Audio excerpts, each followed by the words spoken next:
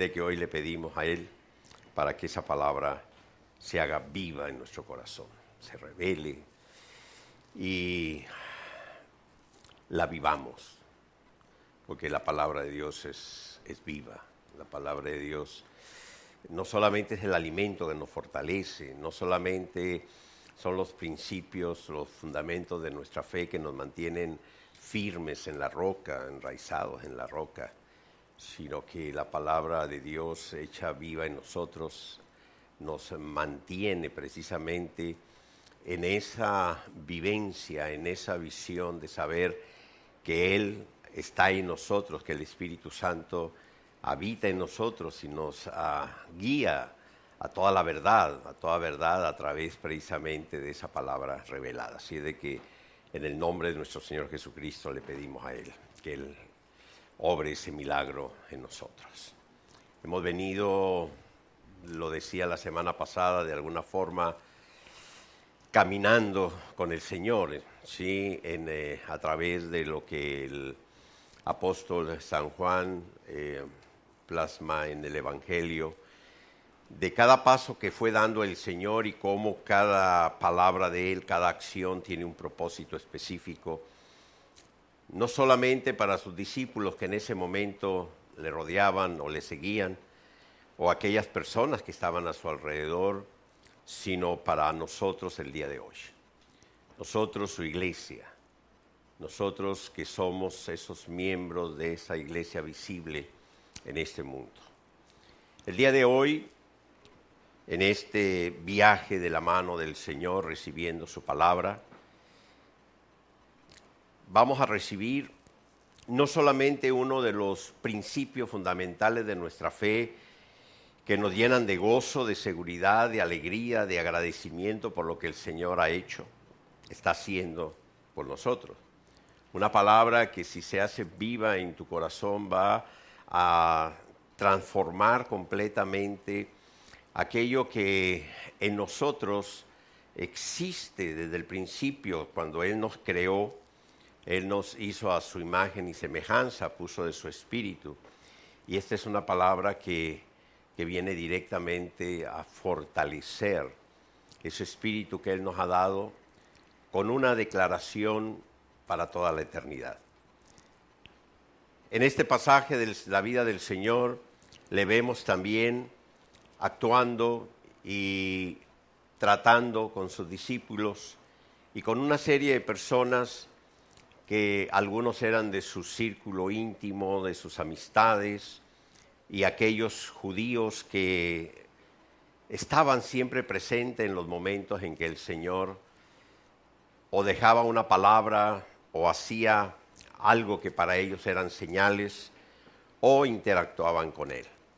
En el capítulo 11 del Evangelio de San Juan tenemos este pasaje tan conocido que es la resurrección, cuando Él resucita a Lázaro.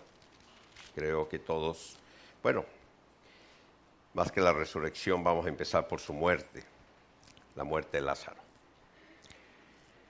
Voy a leerles gran parte de este pasaje y quiero decirles que en estas palabras que recibimos del Señor, si nosotros nos apropiamos de ellas, va a cambiar radicalmente muchos de los aspectos que tenemos en nuestro pensar y nos va a llevar a una vida plena en diferentes situaciones. Estaba entonces enfermo uno llamado Lázaro, de Betania, la aldea de María y de Marta, su hermana. María, cuyo hermano Lázaro estaba enfermo, fue la que ungió al Señor con perfume y le enjugó los pies con sus cabellos. Enviaron pues las hermanas para decir a Jesús: Señor, he aquí el que amas está enfermo. Oyéndolo Jesús dijo: esta enfermedad no es para muerte, sino para la gloria de Dios, para que el Hijo de Dios sea glorificado por ella. Y amaba Jesús a Marta, a su hermana y a Lázaro. Cuando oyó, pues, que estaba enfermo, se quedó 2 días más en el lugar donde estaba. Luego, después de esto, dijo a los discípulos: vamos a Judea otra vez. Le dijeron los discípulos: Rabí, ahora procuraban los judíos apedrearte y otra vez vas allá. Respondió Jesús: ¿no tiene el día 12 horas? El que anda de día no tropieza, porque ve la luz de este mundo. Pero el que anda de noche tropieza, porque no hay luz en él. Dicho esto, les dijo después: nuestro amigo Lázaro duerme, mas voy para despertarle. Dijeron entonces sus discípulos: Señor, si duerme, sanará. Pero Jesús decía esto de la muerte de Lázaro, y ellos pensaron que hablaba del reposar del sueño. Entonces Jesús les dijo claramente: Lázaro ha muerto. Y me alegro por vosotros de no haber estado allí, para que creáis, mas vamos a él. Dijo entonces Tomás, llamado Dídimo, a sus condiscípulos: vamos también nosotros para que muramos con él. Voy a hacer una pausa de la palabra en este momento para ubicarnos en este tiempo en lo que el Señor hizo. Tenemos primeramente lo que vamos a leer dentro de pocos minutos. Tendremos una declaración, como les decía primeramente, de lo que es un principio de fe. Pero antes de esto tenemos una escena donde está una familia muy cercana al Señor, una familia que Él amaba: Marta, María, Lázaro. Tenemos a los discípulos que estaban con el Señor, que sabían de la gran intimidad que tenía Jesús con esta familia, la gran amistad, el gran amor que les unía. Escucharon que le fue anunciado al Señor que Lázaro estaba enfermo. Escucharon de la voz del Señor una palabra que puede ser en nuestros tiempos, y lo hablo de una manera personal, como todas las palabras del Señor, toda palabra que viene a nuestro corazón de parte de Él, una palabra que se haga viva en nosotros y que nos permita mantenernos firmes, afianzarnos a esa palabra, tenerla como un ancla, como un fundamento en nuestra vida. El Señor le dijo a sus discípulos: esta enfermedad no es de muerte.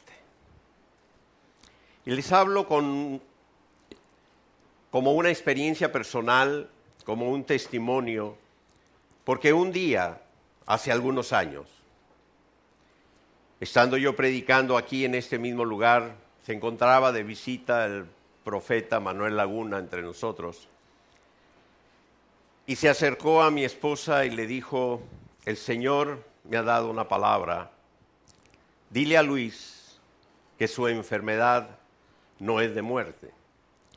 Cuando yo terminé de predicar, quiero decirles que yo me sentía completamente sano, yo no tenía ninguna enfermedad, al menos eso creía yo. Así de que mi esposa me da esta palabra y me dice: mira, el profeta me dio esta palabra para ti. Me dijo que el Señor le había mostrado que tu enfermedad no era una enfermedad de muerte. Y en ese momento vino este pasaje a mi vida. En este momento recordé las palabras del Señor. Yo no estaba enfermo, pero tomé esa palabra para mí. Al poco tiempo, semanas, recibí la noticia. fui a ver un especialista y así como lo hacen sin anestesia, de una me dijo, tienes cáncer.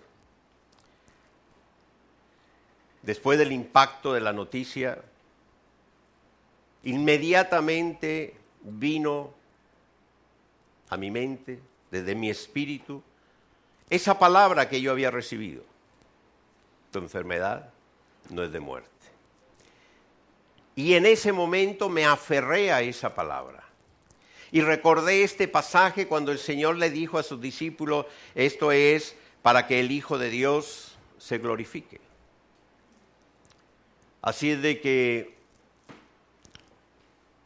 le pedí dirección a Él. Dije, Señor, si tú has permitido o no has evitado que venga esto a mi cuerpo, pero me has dado esta palabra, ahora dime qué debo de hacer. Dame instrucciones, porque si esto es para que tú te glorifiques, dime qué es lo que tengo que hacer. Yo sabía que mi enfermedad había venido por causa, y eso lo sabemos todos, que somos lo que comemos, somos como vivimos, que muchas de nuestras enfermedades lamentablemente son por aquellas cosas que estamos ingiriendo.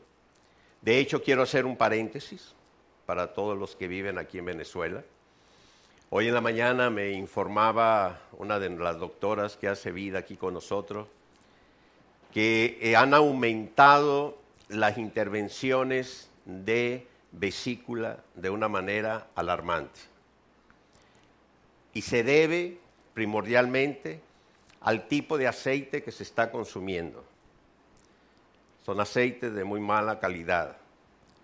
Les recomiendo, por salud, disminuir lo más que puedan el uso de aceites comestibles, porque están aumentando de una manera alarmante las intervenciones de vesícula. Se está dañando la vesícula por el tipo de aceite que se está usando. Esas empanaditas que les encantan a ustedes, que les escurre así el aceite, así todo, ya no, métanlas al horno mejor. Bueno, cerramos el paréntesis, seguimos adelante. Yo le pedí dirección al Señor. Le pedí dirección al Señor qué hacer, porque si Él me había dado esa palabra, recordando este pasaje, le dije, Señor, muéstrame qué debo de hacer. Por un lado, yo tenía el consejo de varios especialistas, entre ellos la doctora Betty Bastidas, que siempre ha sido mi doctora, y me decía, es importante que se opere inmediatamente, porque si no, ese cáncer puede extenderse.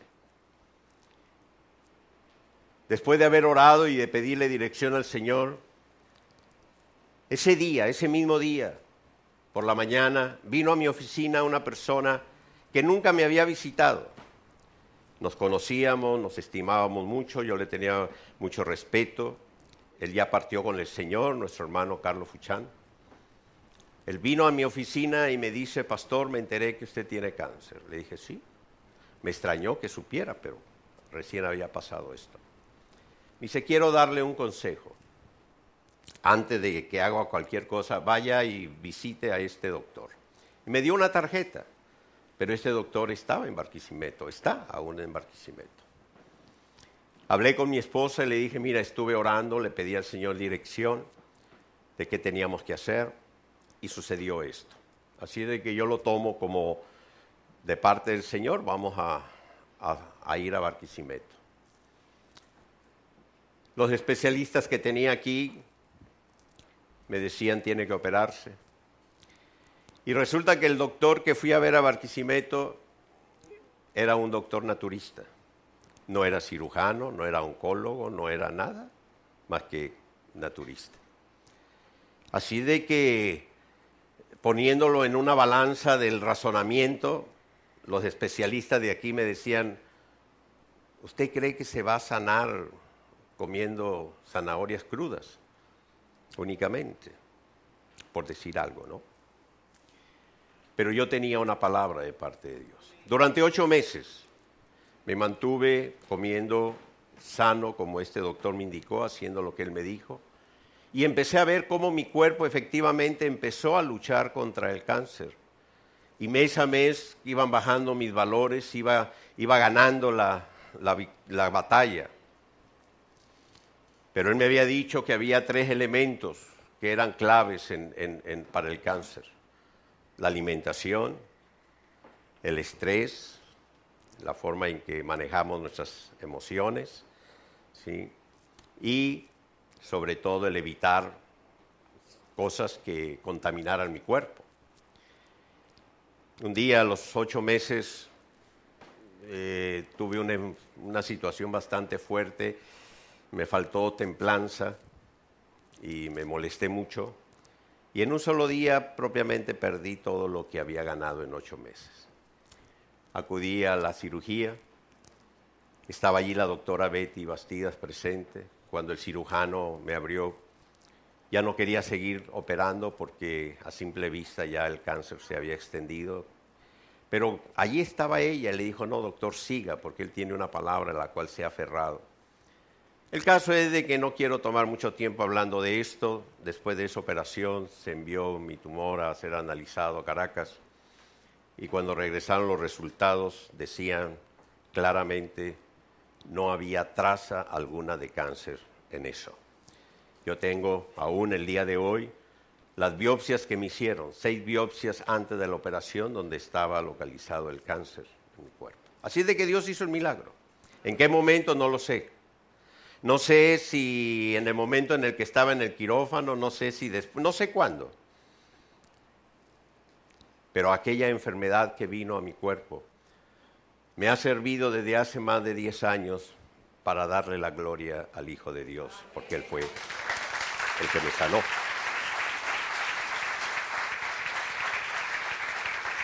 Pero quiero,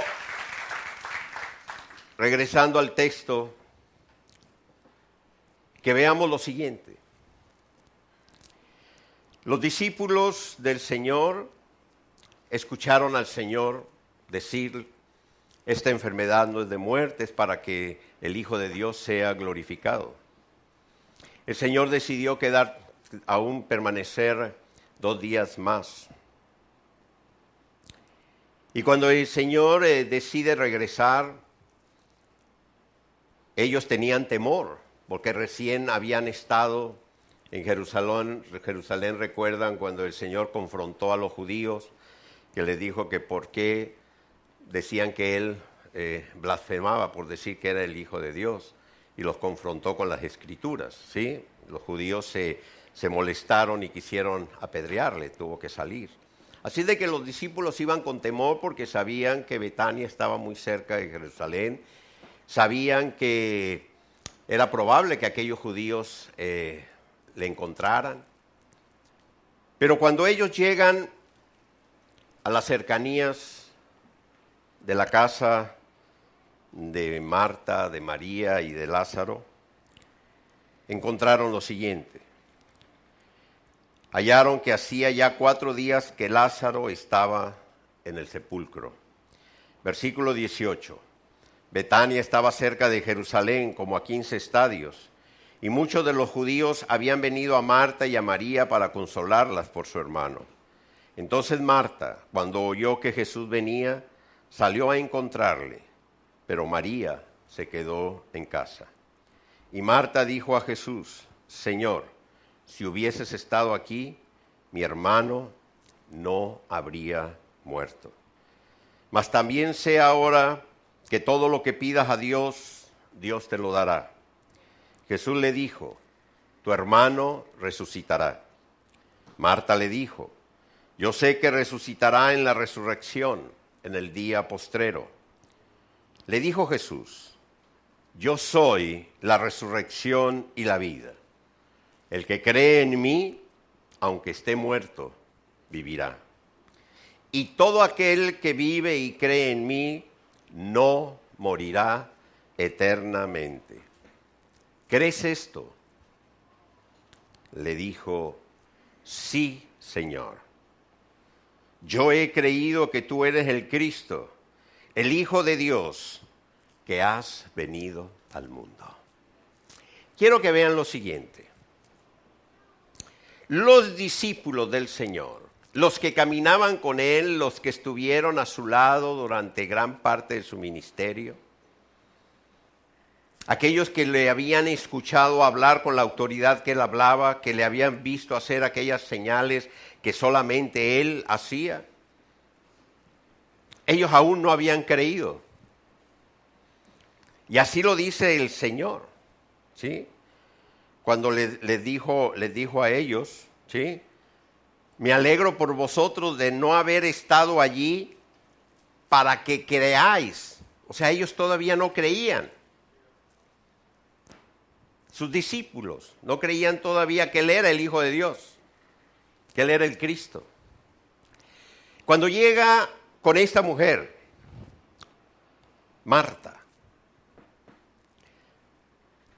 Marta tenía en su corazón no solamente el dolor, la tristeza por haber perdido a su hermano.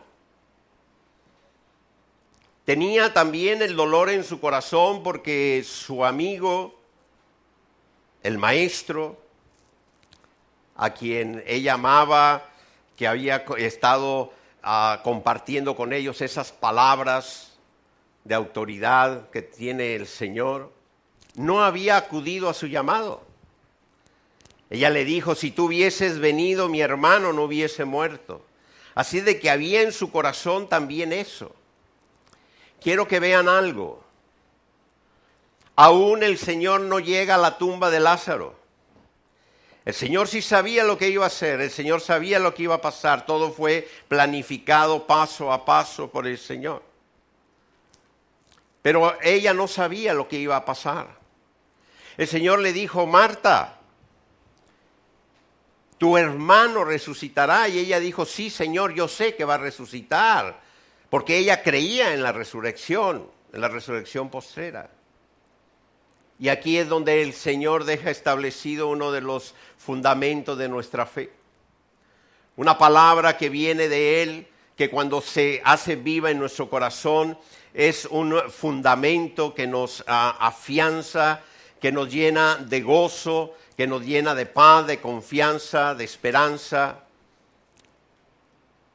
Una declaración que debe estar siempre presente en nosotros. Yo soy la resurrección y la vida. El que cree en mí, aunque esté muerto, vivirá. Y todo aquel que vive y cree en mí, no morirá eternamente. Y hoy nos pregunta a Él, ¿crees esto? Este es un principio maravilloso de nuestra fe. Pero más sorprendente aún es la respuesta de Marta, sin vacilar. Sí, Señor, le dijo a Él. Yo he creído que tú eres el Cristo, el Hijo de Dios, que has venido al mundo. Antes de Marta, solamente aquel hombre que había nacido ciego, aquel hombre al que el Señor puso lodo después de haber escupido sobre la tierra y le mandó a lavarse a Siloé, cuando lo volvió a encontrar, después de que a ese hombre le habían preguntado quién te había regresado la vista, y él dijo, mira, yo no sé quién fue, yo no sé si tenga pecado o no, yo lo único que sé es que ahora yo veo. Pero cuando se encontró al Señor, el Señor le cuestionó y le dijo, ¿tú crees en el Hijo de Dios? Y aquel hombre dijo, ¿quién es, Señor, el Hijo de Dios? Y Jesús le dijo, con él hablas, soy yo. Y en ese momento aquel hombre se arrodilló y empezó a adorarlo. Le dijo, sí creo. Ahora tenemos a una mujer. Todavía no ha resucitado Lázaro. Todavía no van al sepulcro. En su corazón todavía está quizá ese reclamo, ese dolor de que el maestro no acudió a su llamado, que le mandaron llamar para que viniese cuando Lázaro estaba grave y él decidió quedarse, que llegó 4 días después de haber muerto. No sé con cuántos días de anticipación, aunque aquí la palabra dice que él se quedó 2 días más después de que le habían avisado. Así de que estaba en su corazón eso. Te mandé llamar y no viniste. Si tú hubieses estado aquí, mi hermano no hubiese muerto. Pero cuando él hace la declaración, cuando él le dice, yo soy la resurrección y la vida, el que cree en mí, aunque muera, vivirá. Y le pregunta a ella, ¿tú crees? Y sin vacilar, sin dudarlo, ella dijo, sí, yo he creído. Lo que no habían hecho sus discípulos, lo que todavía ellos no habían creído de que Jesús era el Hijo de Dios, aun cuando caminaban con Él, cuando le escuchaban a diario hablar, cuando le vieron hacer las señales que hizo. Esta mujer ya había recibido esa revelación del Espíritu Santo de que Jesús era el Hijo de Dios. Y después de esto, Jesús le dice, vamos a donde está Lázaro. Habiendo dicho esto, fue y llamó a María, su hermana, diciéndole en secreto, el maestro está aquí y te llama. Ella, cuando lo oyó, se levantó deprisa y vino a él. Jesús todavía no había entrado en la aldea, sino que estaba en el lugar donde Marta le había encontrado. Los judíos que estaban allí habían ido a visitar a Marta y a María, escucharon que estaba ahí el Señor, así es de que ellos también fueron y les acompañaron. Cuando el Señor llegó donde estaba Lázaro sepultado, el Señor lloró. Jesús sabía que Lázaro iba a regresar a la vida. Jesús sabía que Lázaro iba a resucitar. Pero cada palabra, cada paso que dio el Señor, cada una de sus obras, cada uno de sus actos, tienen un propósito. Y allí no solamente le mostró a Marta, a María, a los judíos que estaban con ellos, a los discípulos que le acompañaban.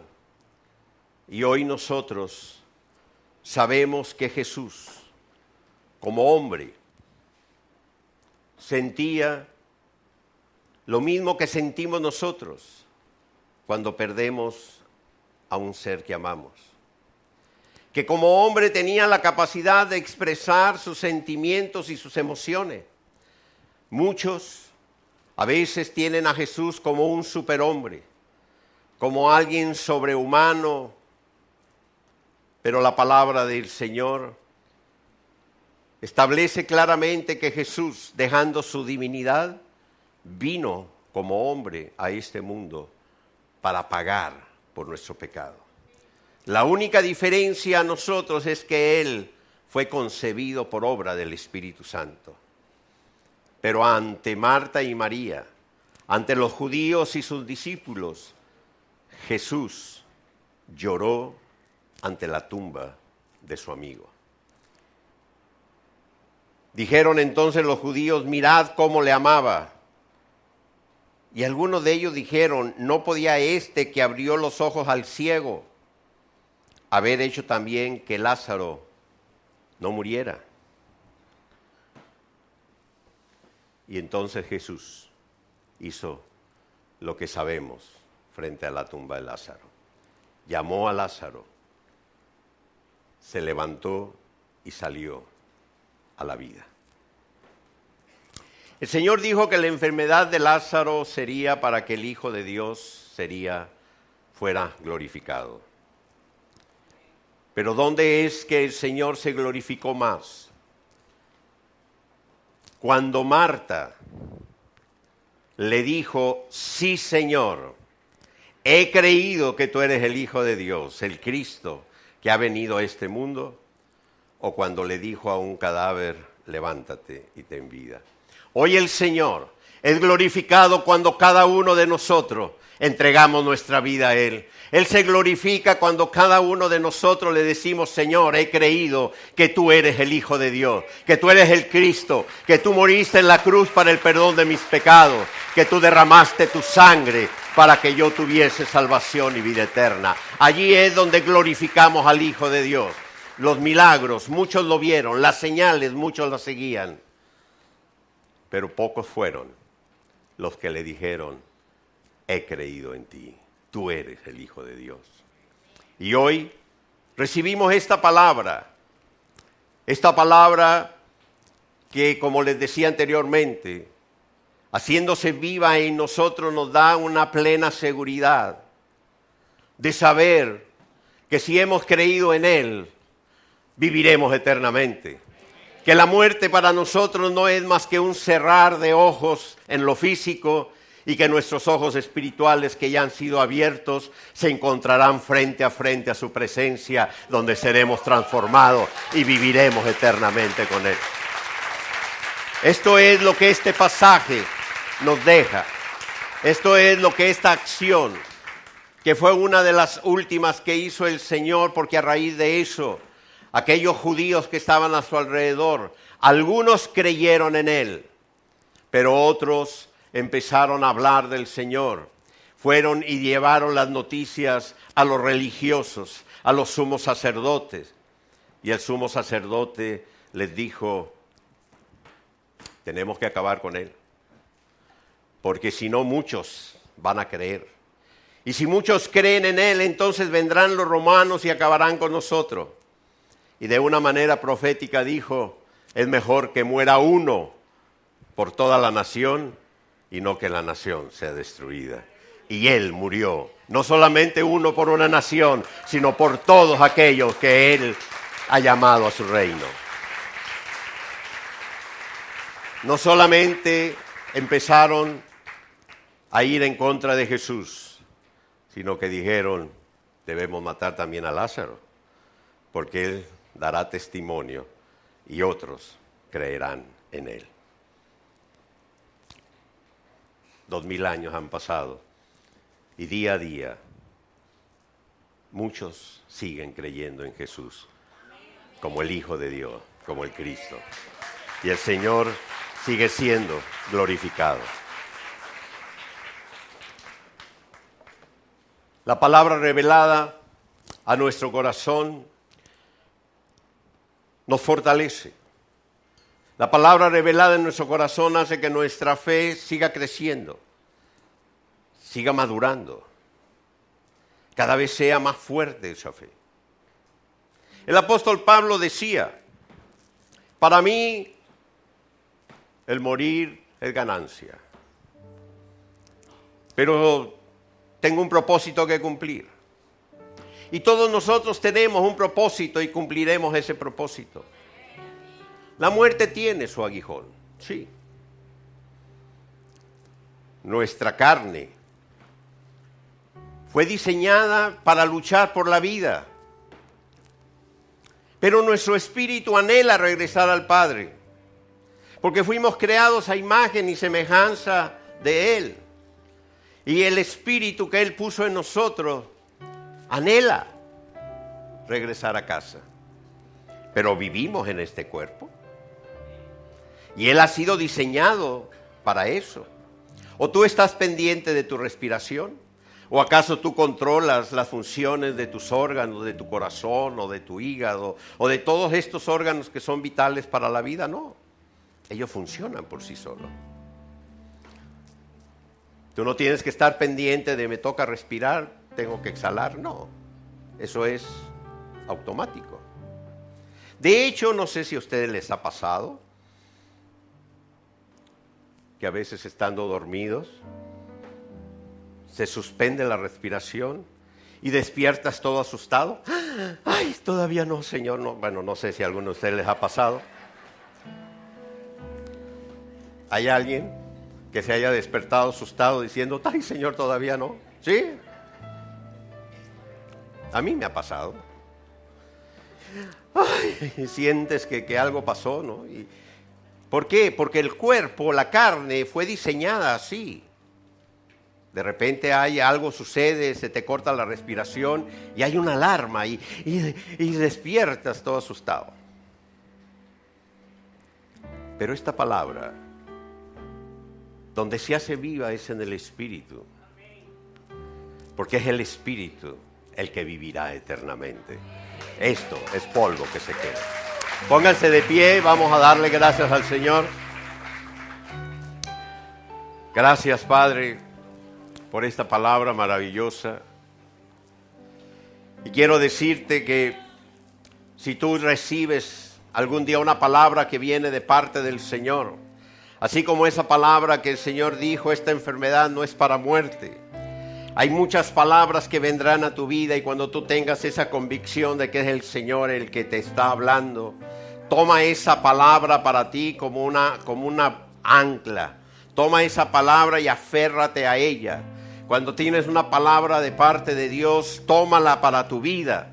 Y aunque las circunstancias te digan lo contrario, aunque lo que tus ojos vean sea diferente, aunque los que estén a tu alrededor digan otra cosa, tú toma la palabra que Dios te ha dado y aunque el mundo diga lo contrario, tú declara la palabra que Dios ha puesto en tu corazón. Y la palabra que está escrita aquí para nosotros, las palabras de Jesús: el que cree en mí vivirá eternamente. Toma esa palabra y manténla allí viva en tu corazón. Es ese seguro maravilloso de vida que tenemos para toda la eternidad. Si en esta mañana hay alguien que ha sido tocado por el Espíritu Santo y quiere tener esta palabra como una palabra viva en su corazón, el Señor dijo: el que cree en mí. Y la palabra de Dios establece que hay que creerlo en el corazón para que la justicia que se llevó a cabo en la cruz sobre Jesús nos sea imputada a nosotros. Si ese es tu caso y en esta mañana el Espíritu Santo ha tocado tu corazón con esta pregunta, si has escuchado la pregunta de Jesús dentro de ti, ¿tú crees? Y tu respuesta es: sí, Señor, yo creo en ti. Si no lo habías hecho, entrégale tu corazón. Si tú lo estás creyendo en este momento en tu corazón, será para justicia, y decláralo con tu boca para salvación. Y en este mismo momento nacerás de nuevo para no morir jamás. En este momento, esta palabra de vida, esta declaración de que por toda la eternidad estaremos con Él, será para tu vida. Te damos gracias, Padre, por tu infinito amor. Gracias te damos por haber enviado a tu Hijo, Señor, a este mundo. Gracias porque tú, Señor, nos has rescatado de la vida en que vivíamos, Señor, para manifestarnos tu infinito amor. A ti te damos, Padre, toda la gloria, a ti te damos toda la honra, Señor. Te damos gracias por lo que tú has hecho en nosotros. Gracias, porque por la obra maravillosa de tu Espíritu Santo te hemos dicho: sí, Señor, creemos en ti. Tú eres el Hijo de Dios, eres el Cristo, eres quien has muerto en la cruz para perdonar nuestros pecados. A ti sea toda la gloria, toda la honra, por los siglos de los siglos. Amén. Denle un fuerte aplauso al Señor.